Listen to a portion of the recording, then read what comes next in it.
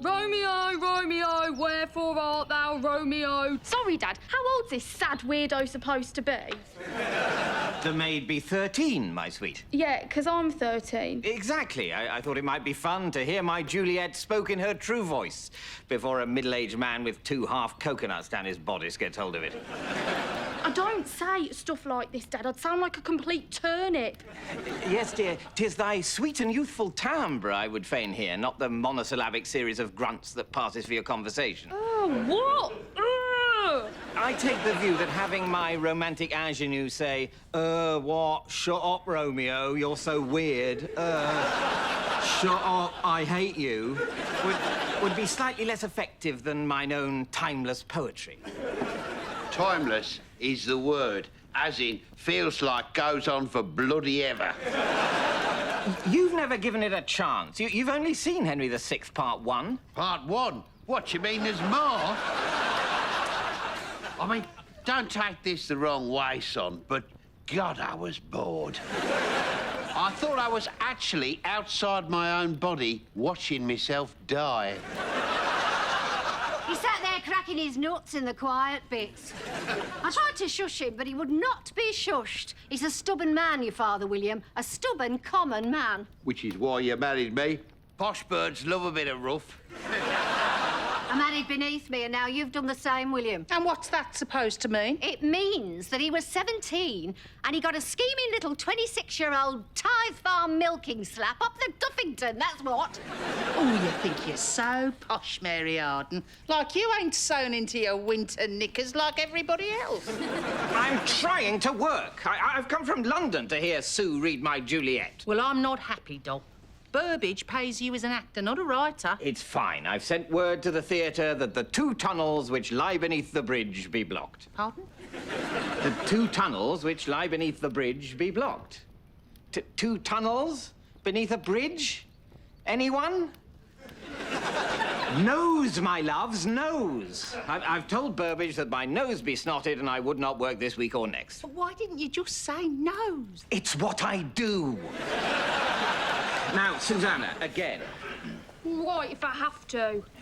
Romeo, Romeo, wherefore art thou, Romeo? Dad, nobody talks like this. It's poetry.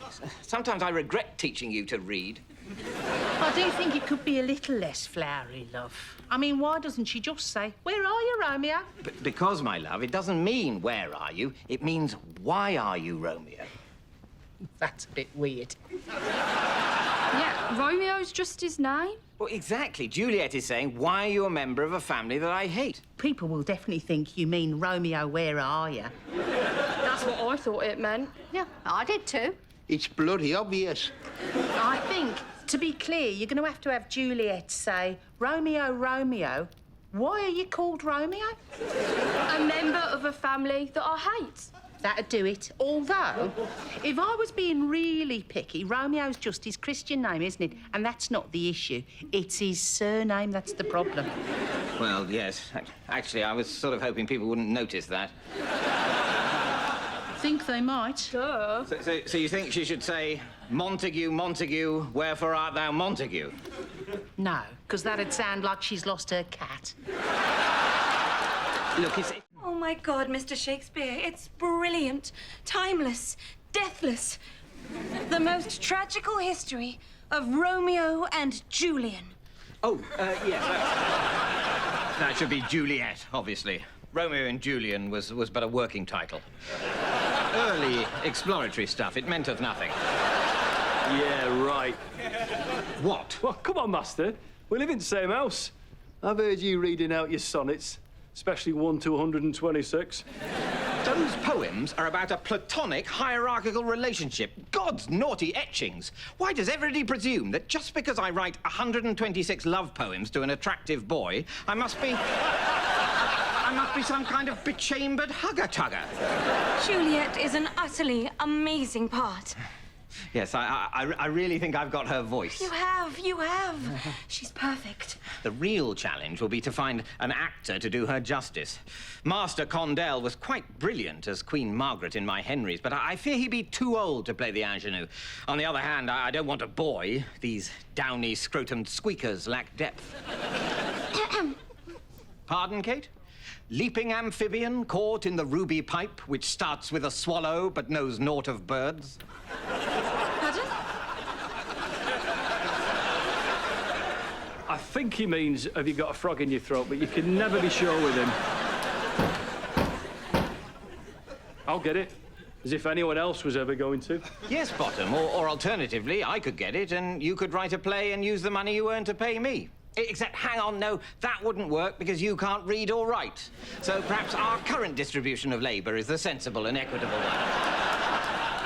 That's just mean, that is. What? Oh, I was hinting that the answer to your Juliet dilemma could be... Oh, Kate, don't go there. Lady acting is illegal. Besides which, girls can't act. Just as they cannot practice law, cure the sick, handle financial matters, or stand for any office. But no woman has ever been allowed to try any of those things. Because they can't do them. God's bodykins, Kate, what's not to get? Now, please, forget this nonsense and let me focus. It's not Juliet I'm worried about, it's Romeo. I can't seem to get a handle on him. His character eludes me. Master Robert Greene is without. Rob Greene, who doth hate my gutlings. What does he want? Ah, Master Cheeky Poet! A word, if you please. Shakespeare, Master Greene. My name is Shakespeare. I know your name, sir. I was addressing you by trade, Shaky Poet. Just as I would address a house builder as Master Builder or a ship's carpenter as Master Carpenter. And what would you call a bear baiter, Mr. Greene? Master Baiter. Kate, let it lie. Women are not allowed to act. It's so cruel to live in times when women are denied everything.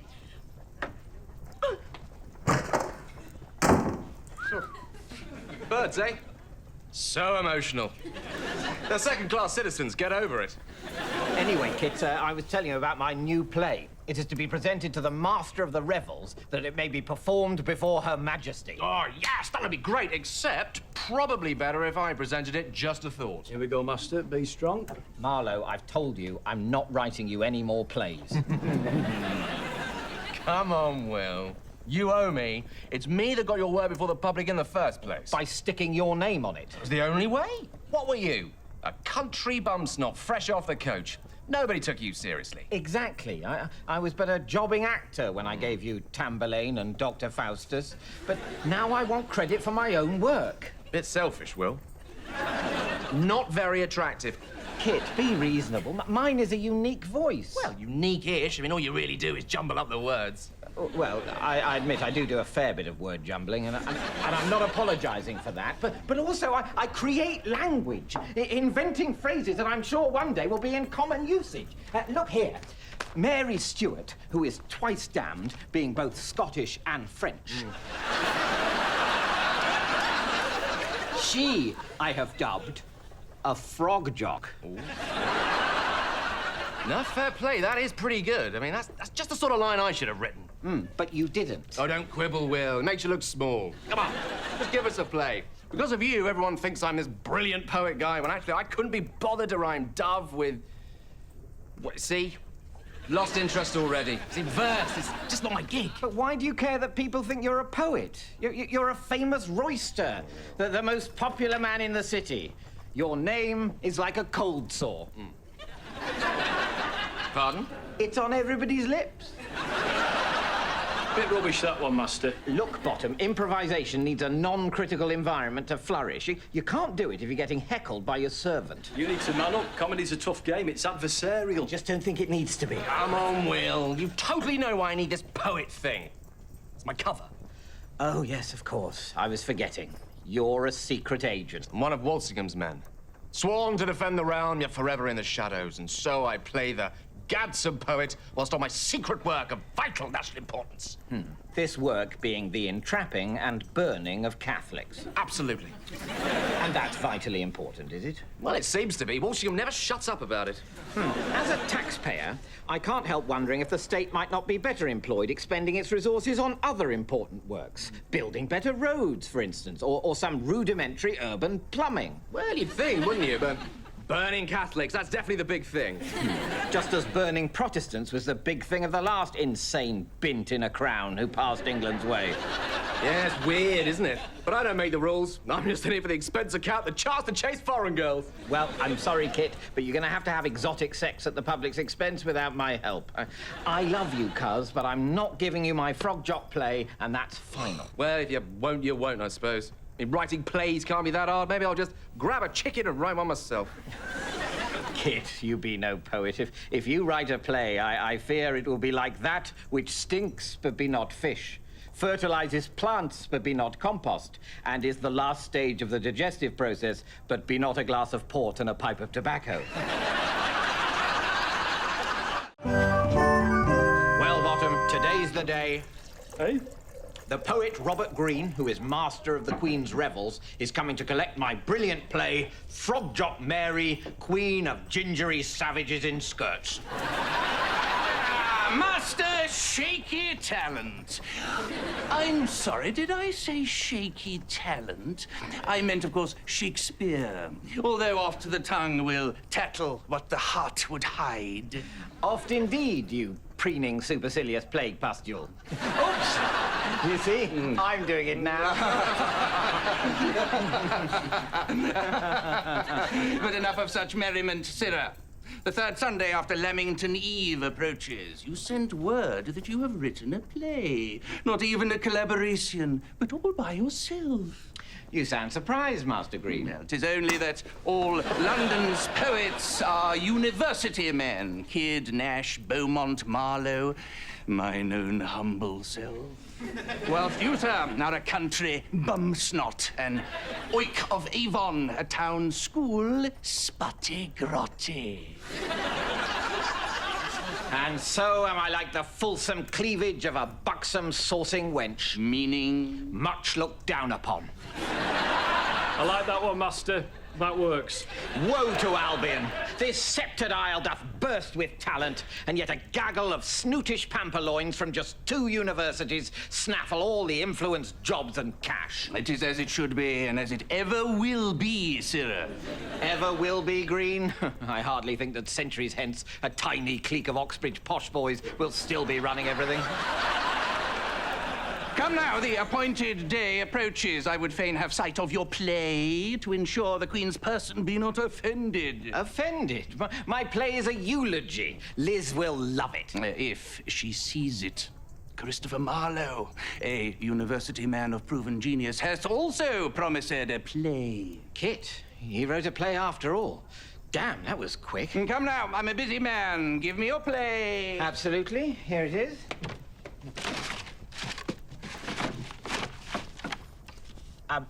I have it, but I thought I might drop it off later. Later, sirrah. Why later, pray? Just want to give it a final polish, you know, dotting I's, crossing T's. At Cambridge, we tend to dot our I's and cross our T's as we go along. I still have a few days. But a few, sir. The Queen has taken to her bed with a chill. She wants this play to cheer her up. And she shall have it. Good day. It's gone! My play, it's gone! Oh, no! Oh, no! Whoa! We must search every inch of this room. Bye.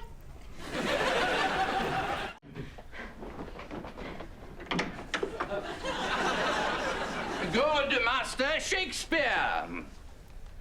But soft. The room is bare. That foolish girl mistaken must have been. 'Tis shame indeed, for I am come all contrite to make amends for my foolish slander in the groat and offer a token of my future love.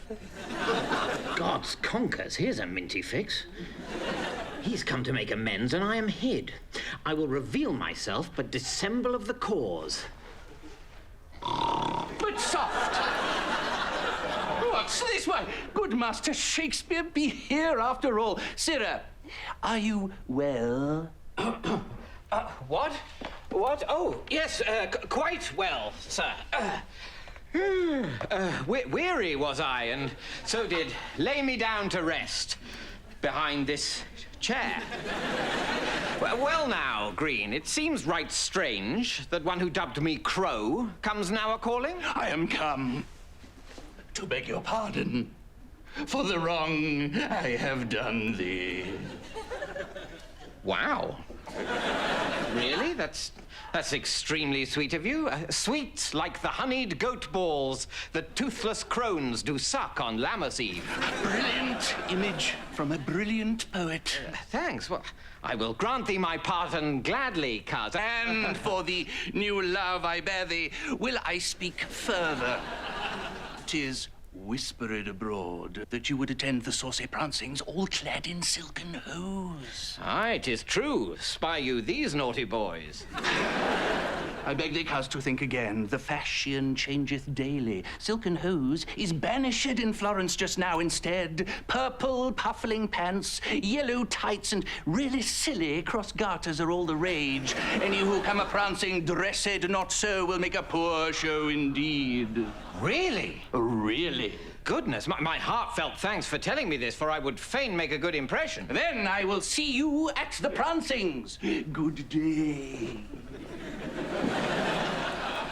Well, what did he want? He said he was sorry and wanted to make amends. Isn't that lovely? He's lying. It's bloody obvious. It does seem a coddling good turnaround from him that called me Upstart Crow. 'Tis certain this Green, who was all green like the green-eyed sea monster, does not turn joyful pink like the one-eyed trouser monster in so swift a time. It is a bit strange when you put it like that. He told me my tights weren't fashionable enough and that I should wear purple puffling pants, yellow tights, and really silly cross garters to the prancing. He's trying to trick you into looking stupid. Exactly. So must I go all clad in sombre garb like a god-prodding pure titty and thus filch him of his gulling. Absolutely. And yet, why does this Green hate me? Because he's jealous. Exactly, Bottom. Because I'm a genius. That's not actually what I said. And since he knows how clever I am, he must know that if he tells me to wear stupid prancing pants, I will guess his bluffle and come in sombre garb, whilst he besports his dainty leg in finest Italian cross-gartered yellow. You're overthinking this, Master. And so must I practice on him a double bluffle and go a-prancing in purple pants. Unbelievable. It just stopped dead. Susanna, your father's home. Help him with his cloak. Oh, yeah, that's right. I forgot I'm a slave. What stopped, dollface? The coach. We were just pulling into Leamington Spa when it stopped, barely 50 yards from the post house. No explanation, no apology. It just stood there for a day. I mean, why? Just why? What are you doing home anyway? Did you miss us? I mean, not your mother, obviously. You're not insane. I can hear you, Anne Shakespeare, and you're a very common woman. To tell the truth, wife, I've had a bad review and must put on a really good show, so... Oh, we might have just the thing, William. Go on, John. Tell him your idea. Idea? Dad? What idea? Don't listen to him, love. He's a nasty, jealous old arse-mongle. It seems to me you've made quite a success of yourself with your ready wit and uncanny command of language, but you're not that bloody clever. I'm as witty as you are, easy. I'm wondering where we're going with this. He wants to get in on it. Don't you let him. You want to write plays, Dad? No, not plays. I hate your plays. But you're not just a playwright, are you? You're also a poet, a wit, and an all-round smart-ass. The raconteur, husband. In Paris, they say raconteur, which is French for smart-ass.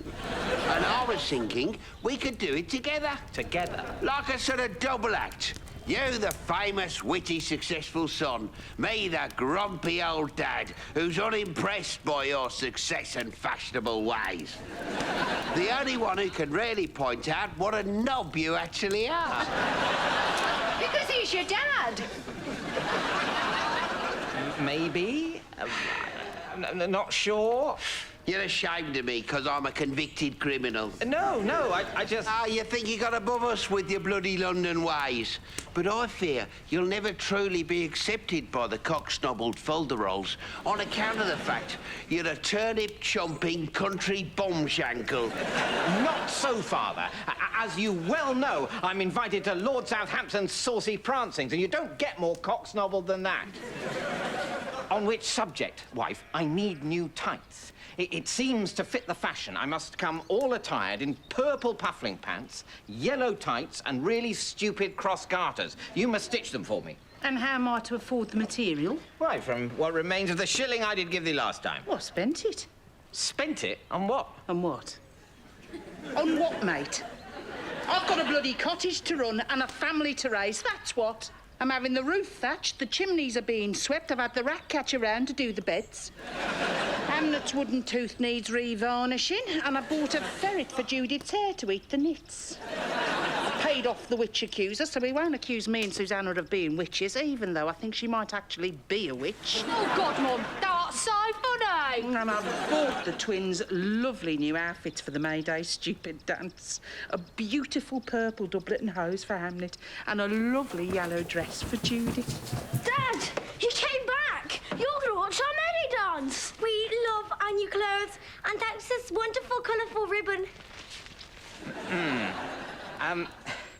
Look, kids, it's bad news.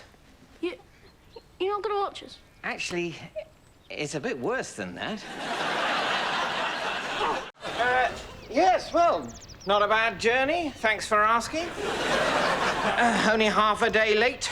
Coach crash at the Watford Turnpike. What wasn't the crash that delayed us? Amazingly, the local watch cleared that up with some efficiency. No, it was the fact that all who then passed must slow to a snail's pace to gawp at the wreck. Why do people do that? It occurred to me that there be good and bad in all of us, and they be in constant conflict. I've been toying with a soliloquy on the subject. What do you think? To gawp or not to gawp? That is the question. Whether it is nobler to ogle at a coachman squashed under a dead horse, or take arms against the urge to perv, and by opposing, feel a bit better about oneself. What do you think? Might be useful somewhere? I like the structure. Hello? I'm here. Returned with news of ever more success in London. My poetry is much noted. Oh, I know all about your poetry, Will Shakespeare.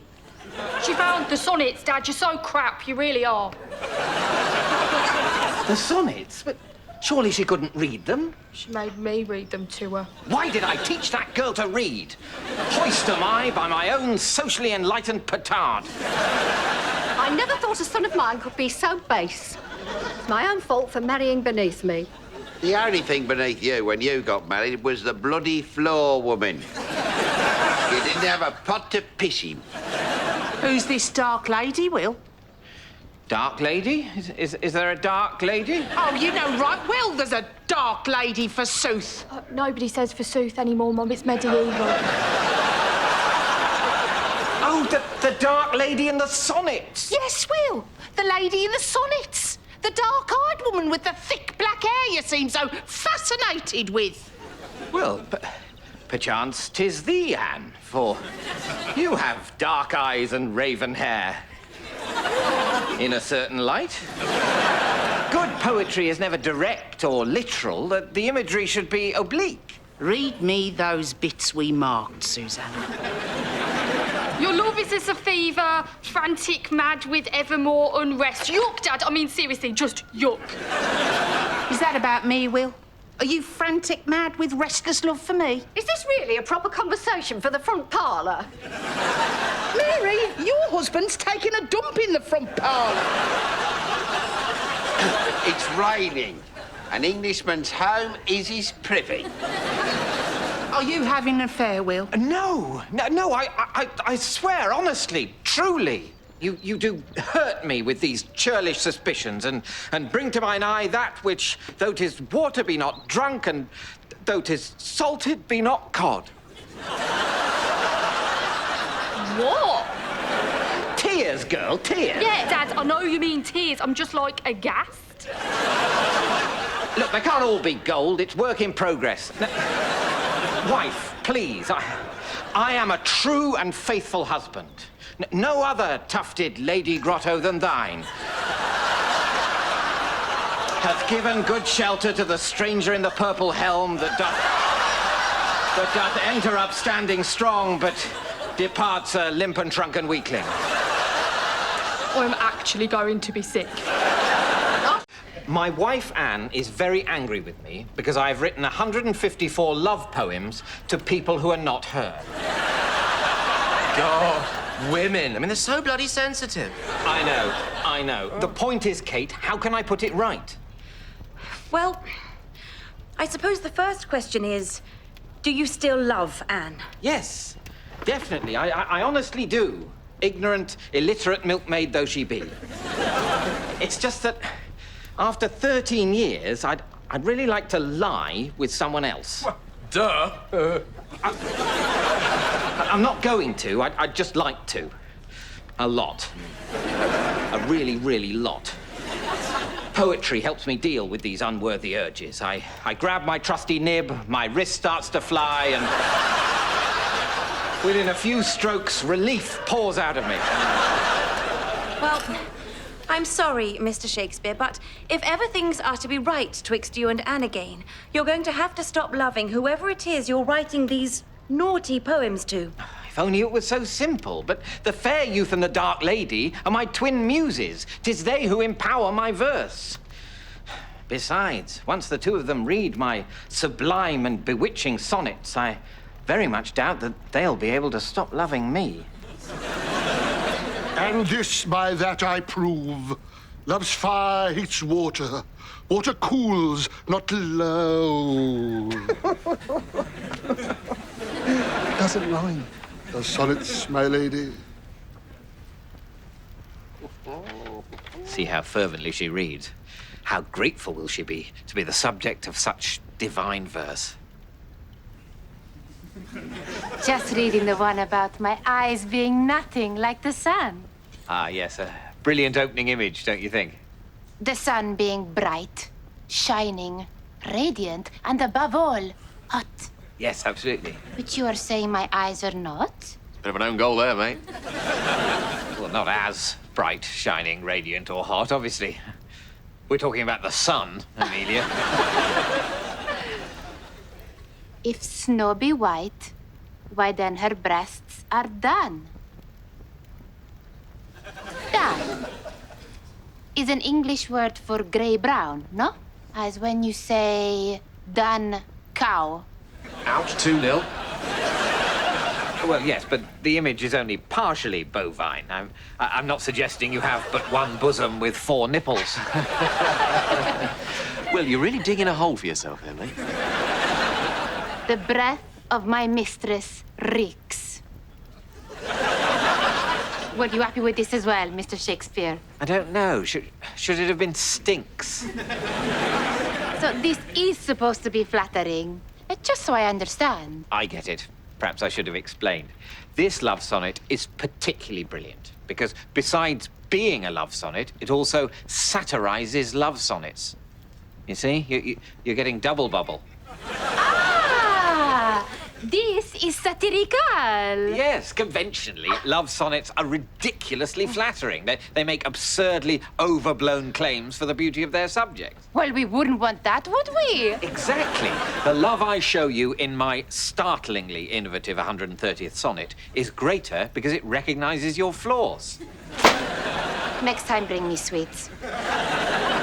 Actually, I've written a poem for you as well.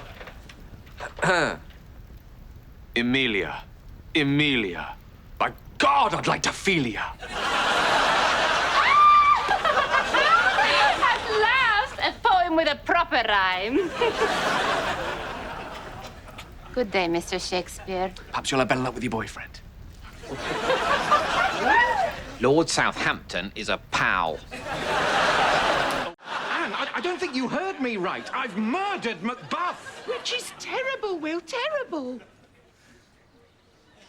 Wife, how canst thou take this so lightly? Oh, I'm not taking it lightly. I'm just trying to see the upside. We live in tough times. Life's cheap. I mean, the average bloke's dead by the time he's 25. Well, I suppose, put like that, Macbeth should consider himself lucky. Of course he should. Selfish bastable. I mean, how long did he want to live for anyway? There's no reason why we should be suspected. Not unless we bring it on ourselves. Tonight we dine at Sir Thomas Livesey's and we must both appear innocent and carefree, smiling and laughing. Yes, you're right. Innocent and carefree. Of course, Burbage and his company are booked for the entertainment, so smiling and laughing might be harder. I think we should aim for forced grins.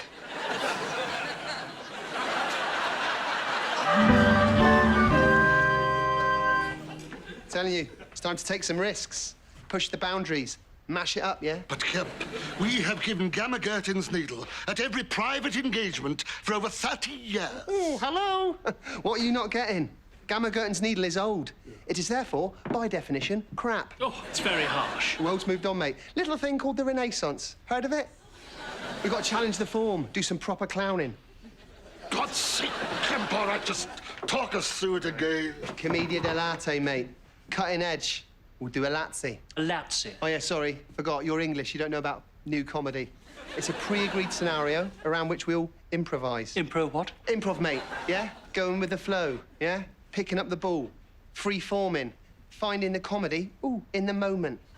But I don't need to find my comedy. I know exactly where it is. I simply take my inflated pig's bladder. I drop it on the floor. I stoop to pick it up. Mr. Condell kicks me up the bum shank. I go, ooh, he says... Oh, master, now thy eyes be as red as thy face. And the whole room explodes in merriment. Yeah. Sorry, mate, but people don't want jokes. They want attitude. We'll do a famous Lazzi of the Fly. It's brilliant. I'm only going to do it if you stop laughing that laugh. Can't, mate. Sometimes it's the only way I have of expressing the breadth and depth of my comic instincts, so live with it, yeah? Well, now, Mrs. Shakespeare, Lady Livesey and I are most happy to welcome you to our mansion.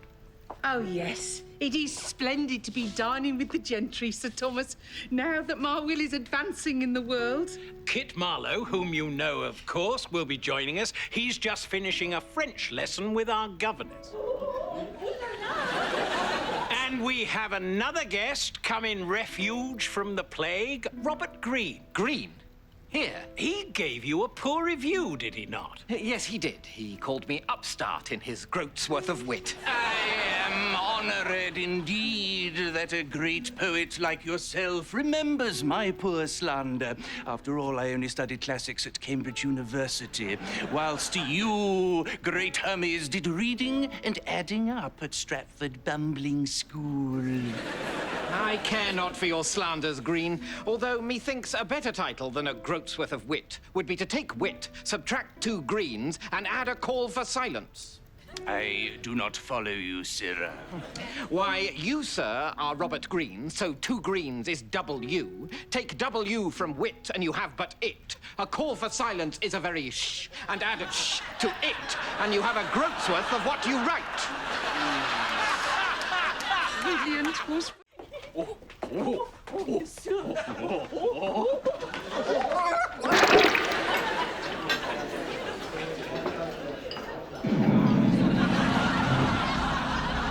Which of you has done this? Never shake thy milky chops at me! What ails you, sirrah? Stay back, vengeful spirit! He sees some vision. His eye is fixed with terror. Now, some say 'tis conscience that maketh men see vengeful vision. No, it is just a little fit. He has a very active imagination. It's his thing. For Lordy's sake, it is just a painting of fear, like the air-drawn milk jug you saw in your wet dream. Look, wife! Look! God save us all! Sorry I'm late. Slight accident. The chef says the code put will be another half an hour. You all right, Will? Look like you've seen a ghost. Boogity boogity. Methinks I see a chance to rid myself of this unctuous oik. Well, if pudding be delayed, then let us have our show. Bring on the players.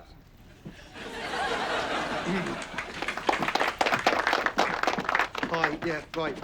Hello, hi. We're going to do something a bit different, yeah? It's called a lazzi. It's commedia dell'arte. Oh. It's cutting-edge comedy from Italy, where I've performed and won several awards. Just saying, so... right, Punchinella, servant to Pantalone, see. My master comes. Well, now, servant, I wonder if we shall have any visitors today. Oh, go and see who that is. Huh? Ah, anybody there? Not a fly, sir. Not a fly. Loving it? Yeah? It's Italian, see? Proper comedy, so... Ah, go and see who that is. Second. Anyone there? Again, sir. Not a fly. Not a fly. Yeah? Yeah? Keeping up so far? Yeah? Not too challenging or groundbreaking, is it? So, yeah, fine. Ah, this time I shall go myself to... Yeah, right. Right, this is the funny bit, yeah? This is where it gets really good, right? And if you don't love it, well, your problem, so...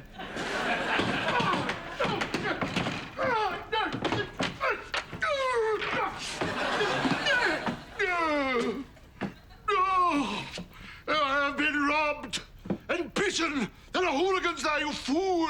Yeah, but there wasn't a fly, was there? Brilliant, yeah? Oh, God. No, just a bit there. We're dying on our Arsingtons. Pundle, quickly! What's this here? Oops, my old pig's bladder. Up! I've dropped it on the floor. I better stoop to pick it up. Hey? Oh, master, now they ask me as red as thy face.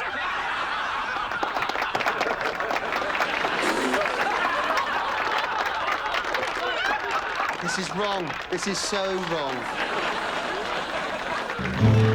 Do not, under any circumstances, discuss your feelings. Not discuss feelings? What do men talk about? Sex, beer, and sport. On the subject of feelings, if a rehearsal begins, do not cry at the sad bits. And if blood sports be suggested and a pack of dogs be set upon a tethered goat for fun, you must cry, kill, kill, not, but he looks so sweet, why do we have to hurt him? And, of course, there's a most important factor of all in pretending to be a man. What's that? I must ne'er be seen to perform a multitude of tasks all at the same moment. For 'tis a fact well known that men cannot perform a multitude of tasks all at the same moment.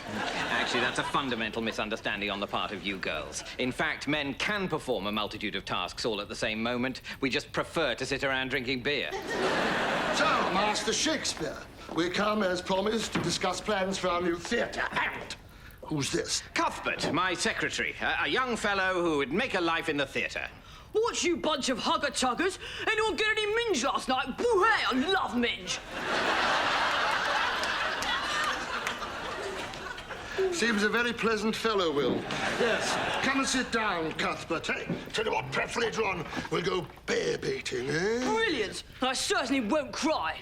So, Will, as you know, the god-prodding purity it is in the city of four-star company beyond London's walls. So we plan to build south of the river in Southwark. Yes, England's first purpose-built theatre. Think of it, Burbage, we're actually inventing the form. Absolutely.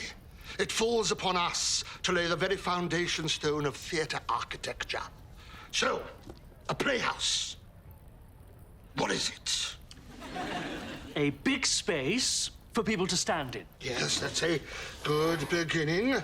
Yes, what else? What else? Stage at one end, probably. A stage, for certain, a stage. This is so exciting, and since our building will be only for the production of plays and not also for boozing and bear baiting, as has been the custom to date, there's no limit to the effects we can install. Traps, drapes, screens. With such devices, great battles and mighty tempests can be presented. Yeah? But really? Not sure. Do you have an observation to make, Kemp? Just saying, but battles, tempests, bit dated. Wrong thing to say. Don't care. Said it now, so. Dated, Kemp. Not gonna lie. All that shouting, all that, oh, I'm a king and my army's all dead. That's not relatable. That's not interesting. And what do you suggest? Well, instead of setting the big scene in a battle, why not set it in the King's Counting House? In an office? Observational, see? Minimal is the new epic. Yeah? Instead of having heroic characters struggling with war and murder, they could all be really ordinary and worried about really tiny things like, ooh, did you use my quill? Oh, was that your quill? Well, yeah, that was my quill. It's got my name on it. Oh, sorry. Well, you can borrow it, but if you ask, maybe. Please respect my stuff. That sort of thing. It'd be brilliant. Do shut up, Kemp. We must consider the auditorium, too. We'll need a toilet, methinks. Will's plays be very long. Very, very long. Incredibly long. Like mad long. They're not long. A bit long, Will. Yes, we'll definitely need a big trench out the back to piss in. And numerous closeted stalls for the ladies, 20 or 30, I'd say, otherwise there'll be a queue. The ladies? You think we should cover for them? Well, of course. While there be no ladies on stage, many do attend the play. Yes. Well, I suppose we could knock up a little shed and put a bucket in it. So, the conveniences. A 20-yard pissoir for the men and a single bucket in a cupboard for the ladies. Mr. Burbage, a single stall. Surely you could see that at times of greatest traffic, such as the interval, a large queue will form of angry ladies with their legs crossed. Remember, Sirrah, that what we design here today will set the pattern for theatres across future centuries. So, the investment's sorted. I'm off to the Red Lion. Burbage is conducting preliminary auditions for my Juliet, and if I'm not careful, he'll choose the wrong boy. Oh, Mr. Shakespeare, let me try again, please. Kate, I've told you, in order to be a girl, you must first be a boy. Give me another go. Give me some hints. I just need to get deeper into character. Well, all right. Supposing we go to the tavern where the new American potato tuber be served, diced into batons and fried. Oh, God, I love them. Aye, all men do. Women also. And here, Kate, lies the rub, for without care you will be exposed. How so, Mr. Shakespeare? When the diced potato tuber be offered, do not refuse to order your own, only then to steal it from another's plate. Oh, my God, I so do that. For then we'll all at table know you are a girl. I'll be so careful. Will you also lend me another suit of clothes so they don't recognize me from last time? All right, but we have to hurry. Kate, you must decide. I can't. Every garment from the wardrobe has been hurled upon the bed, and yet you still claim that you have not a single thing with which to robe yourself. Full, round, and plumpish all do make me look. But, Kate, can't you see this is a case in point, as with the dice-fried tuber batons?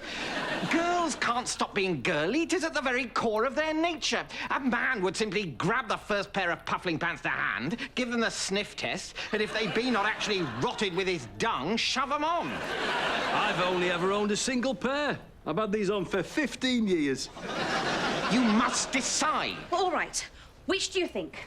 These or these? Those. So you hate these? You think I look full, round and plumpish in these? No, you asked me, by Jehovah's nostrils. You forced a choice upon me, and then you turned that choice into a slight. Was ever there a thing so girly? This is impossible. All right. I'll go with these. Finally. And actually, for what it's worth, I think you look very nice in those puffling pants. Yeah, right, as if I do not. You're obviously lying. Oh, God. Look, Kate, I'm sorry, but I'm not doing this. It's quite clear that you can never convince as a man, and therefore there is no possibility of your ever earning the opportunity to convince as a woman. Now, I have far more pressing concerns. You wait, Mr. Shakespeare. I will find a way to prove my worth. Kate, gentle Kate, thou provest thy worth every day with thy joyous smile, thy girlish laugh, and the soft, tender grace that all Eve's daughters bring to the rough world of men. Oh, Mr. Shakespeare, you are like he who gives support, like that which sweetens all that it covers. You are a great poet and are like the heavens. Kate, your words move me, but I would fain know their meaning. Why, he who gives support is a patron. That which sweetens all that it covers be but icing.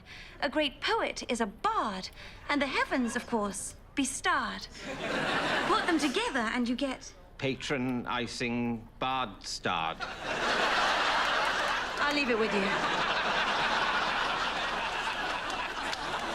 God, her and her women's emancipation stuff. Yeah. Talk about having a dice-fried tuba baton on her shoulder.